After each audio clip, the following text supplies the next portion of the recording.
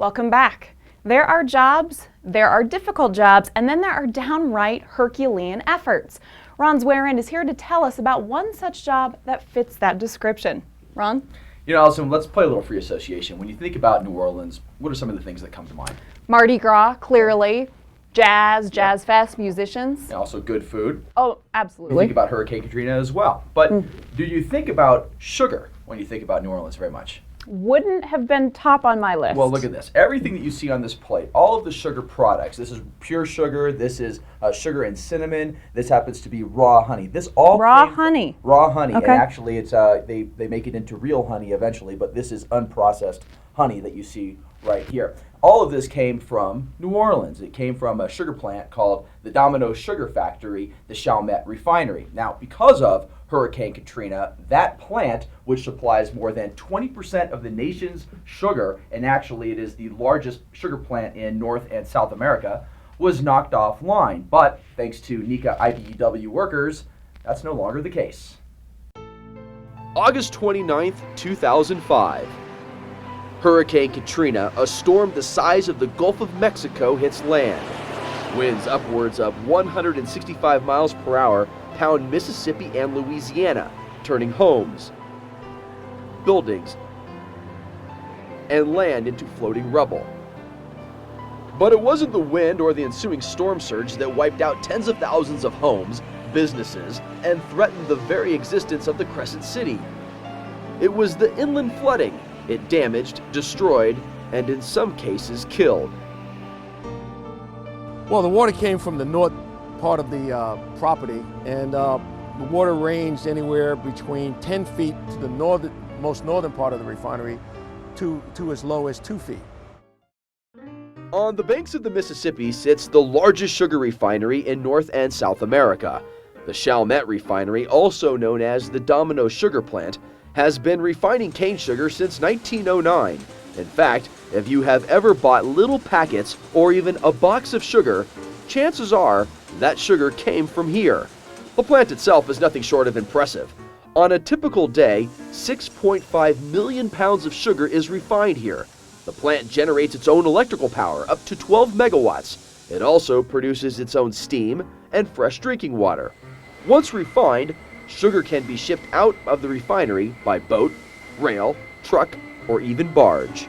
We basically average about 1.7 billion pounds a year. But Katrina almost changed all of that. Once the water broke the levee, it gushed through the plant. Some areas sat under 10 feet of water. Nearly 2 weeks went by before any Domino employee could step foot on the grounds. It took that long for the water to subside. When we walked on site, instead of seeing raw sugar trucks, we saw Humvees from the National Guard and the Armed Forces. When we walked through the buildings, no noise. The silence was deafening, no people. Windows broken, a lot of debris all over the facility.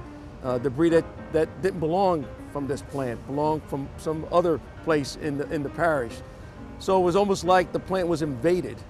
The damage was in the tens of millions. Some suggested the refinery might never come back online. But thanks to the NECA-IBEW team, the Domino Sugar Refinery was not only brought back to life, it's better and more efficient than ever. Well, first of all, we had to find out, because of the floodwaters, were any conduits basically flooded with water, were there any shorts in various lines, because we have a lot of high voltage equipment here also, since we generate our own power.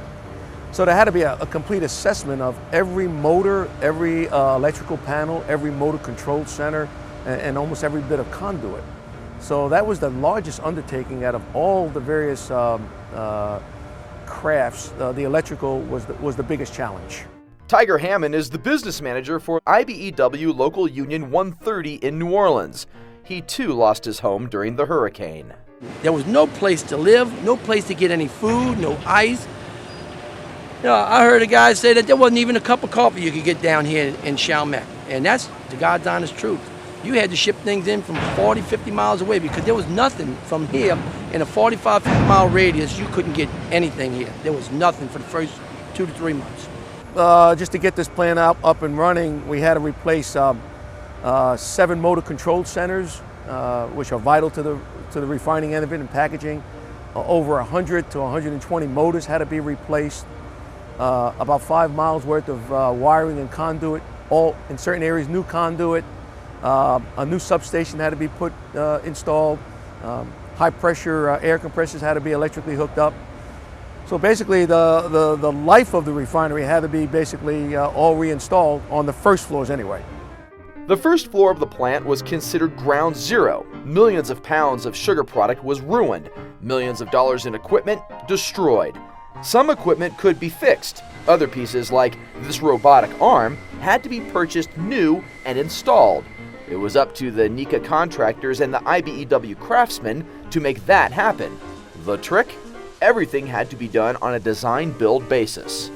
The project consisted of hooking up some robots, PLC controlling robots, conveyor system, many motors and controllers, and basically they handed it to us on a conceptual drawing, basically showing where they wanted items, and handed us a packet of specifications and said, here's the specs, put it in, get it done, and here's the dates we need done. Everything we did with such a focus was very well focused, and everything you did, every step you made was everybody knew about it. There was a lot of eyes watching, and the trick bag about this job is they were producing sugar and packaging at the same time as we were doing the construction. Everything here is exposed. There's nothing hidden. All your pipe work, everything you do, they can see from the ground, and so you really had to be careful and make sure that things looked right. And we performed 100% on our job. We've been complimented by several other companies about the work that was accomplished in there. But it wasn't long before the contractor saw the light at the end of the tunnel. Problems were being solved. Power was being restored. Old grids and panels were replaced with new, state-of-the-art equipment. Just over 3 months after walking on site, the plant was back online. 98 days exactly from the day of the hurricane until we actually started refining sugar was 98 days. And you wouldn't have been able to do that if it wasn't for these contractors, correct? No way. Impossible. Yeah, without the IBEW and NECA, this plant would not have been up and running in the time frame that we had, and maybe it would never have operated. Their part in getting this plant was critical. We all win. It's a win-win-win. Customer wins, NECA wins, IBEW wins, because we all feel at the end of the day we have a huge success. This was more than just a job for NECA and the IBEW. This was personal. It was about rebuilding something a storm took away. It was about regaining a sense of self. It was also about taking the first step to becoming whole again. Certainly looks like they had their hands full. Yeah, no question about it. You know, Allison, that site actually sits on a 77-acre plot of land, and they say that if it wasn't for the relationship between NECA and IBEW, there's no way that plant would have ever come back online. Jeez. Well, thank you, Ron. We appreciate it. You're welcome. Coming up next on Electric TV, we'll go down to a certain kingdom in Orlando, Florida, where NECA and IBEW team up to help make dreams come true.